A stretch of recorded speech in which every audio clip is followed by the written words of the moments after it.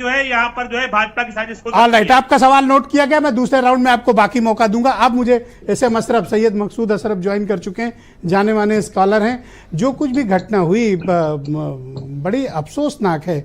मैं तो कहता हूं कि पीस की अपील के बजाय उकसाने वाली स्टेटमेंट्स देना, या पुलिस का जो प्रशासन का, एडमिनिस्ट्रेशन का रवैया था, उसने इस हिंसा में ना मुझे ऐसा लगता है फ्यूलिंग की है। बिल्कुल, बहुत अच्छी बात आपने की और काफ़ी अच्छा आपने अपने इंट्रोडक्टरी उसमें पूरी बातें रखी और पूरे फैक्ट्स कैसे कैसे क्या हुआ उस पर मैं ज़्यादा नहीं जाना चाहता।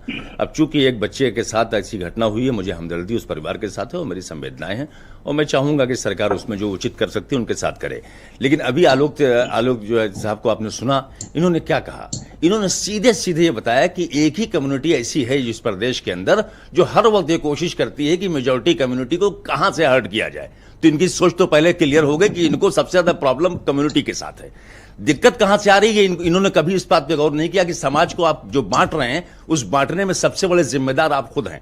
आपके प्रदेश का मुखिया कहता है कि बटेंगे तो कटेंगे, तो क्या समझते हैं कि वो सारे बटेंगे नहीं तो दूसरों पर इसका इंपैक्ट जाएगा कि नहीं जाएगा?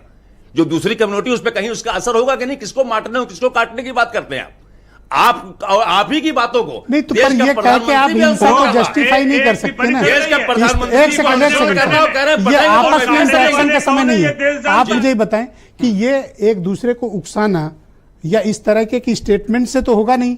ये कम्युनिटी एज ए होल जो दोनों के रवैया है। ये जरूरत क्यों आई कहने की इस प्रदेश के अंदर की बटेंगे तो कटेंगे? इसका मतलब एक को आप कहते हैं कि आप इकट्ठा हो जाओ और दूसरे को कहते हैं यही वो लोग हैं जिनके खिलाफ आपको लड़ना है। ये आप बांट रहे हो। अब बोलिए नहीं बीच में। एक सेकंड, आप अपनी बात रखिए। एक सेकंड आलोक जी प्लीज, आप भी अपनी बात आराम से, और हम लोग आराम से बात करें। यहाँ कोई उत्तेजना वाली बात नहीं। प्रदेश का मुखिया अगर ये बात बोलता है कि बटेंगे तो कटेंगे, इसी बयान को प्रधानमंत्री ने अनुसरण किया। उन्होंने क्या कहा?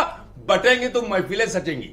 कहां सजेंगी महफिलें? वो क्या पॉलिटिकल पार्टीज को? क्या ये कह के, क्या इस स्टेटमेंट की वजह से आप कह रहे हैं कि वायलेंस है? और वायलेंस हमें एज ए होल देखना चाहिए। पर्टिकुलर किसी एक स्टेटमेंट की बात नहीं करता। जब मेरा दंगाई और तेरा दंगाई हो जाएगा तो बात होगी। अभी बताया सुलखान सिंह साहब ने। आराम से, आप इतना उत्तेजित क्यों हैं? हम लोग आराम से बात क्या बताया सर? सुनिए पहले आप उसको इग्नोर मत करिए। कानपुर के अंदर वापस कर लिया। दंगाई थे कि नहीं थे वो? लेकिन चूंकि दंगाई में भी अब आप तमीज देखते हैं, मेरा दंगाई।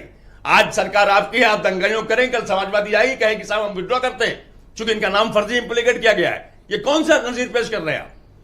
कानपुर में ऐसी क्या जरूरत महसूस हो गई आपको दंगाई के नाम? तो मुझे एक बात बताओ कि तो आप जहर माहौल में घोल रहे हैं। तो ये अमन कैसे कायम हो? अमन के लिए सौहार्द सुलखान कैसे सिंह साहब ने कायम कहा हो? कि हर 3 साल में मिलके आपस में काम करिए ना। सर कोऑर्डिनेशन कमेटी होती थी, कोई जुलूस कोई प्रोसेशन से पहले हिंदू मुस्लिम की मीटिंग आप होती थी। इतने उत्तेजित क्यों? हम आराम से बात करें ना। मैं ये कह रहा हूं, पहले हिंदू मुसलमानों की आपस में मीटिंग होती थी, कोई भी जुलूस कोई प्रोसेशन निकलता था, कोऑर्डिनेशन कमेटी बनती थी।